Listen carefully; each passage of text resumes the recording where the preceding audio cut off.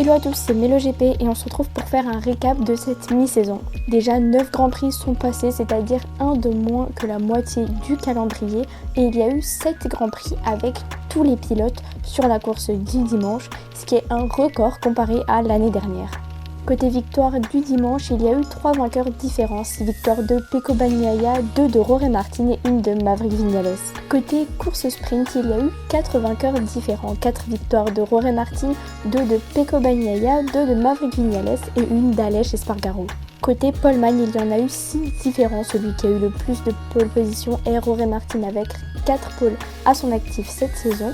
Il y en a également eu une de Bastianini, Viñales, Aleix Espargaro, Pecco Bagnaia et Marc Marquez.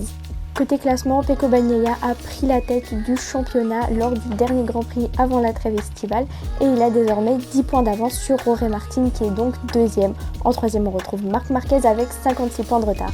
Le Grand Prix de France garde toujours le record d'affluence avec près de 3000 personnes cette année. J'ai fait un top 3 de selon moi les plus belles surprises de cette première partie de saison. Côté pilote, donc j'ai mis les pilotes Trackhouse, puis Franco Morbidelli, surtout sur cette fin de première partie de saison, mais il est toujours présent.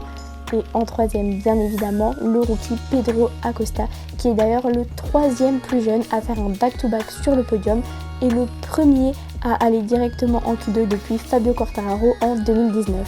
J'aimerais qu'on s'intéresse un petit peu aux statistiques de Joan Mir qui vit une saison compliquée avec Honda.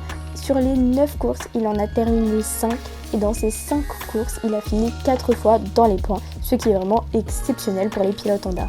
J'ai également fait un top 3 des chutes, toujours selon moi, je vous laisse me dire votre top 3 en commentaire. Tout d'abord, j'ai mis les Normal Side de Marc Marquez lors des essais en Allemagne qui était vraiment impressionnant. Et toujours en Allemagne, pas pour la gravité de la chute puisque c'était une petite chute, mais surtout pour le moment, la chute de Jorge Martin lors de la course du Grand Prix d'Allemagne qui lui a fait perdre la tête du championnat. Pour finir, la grosse chute d'Alex Rins à Assen qui lui a fait louper la course du dimanche ainsi que le Grand Prix du Sachsenring. Voilà un petit récap après 9 courses passées déjà. Je vous laisse me dire vos top 3 en commentaire et à bientôt pour de nouvelles infos GP.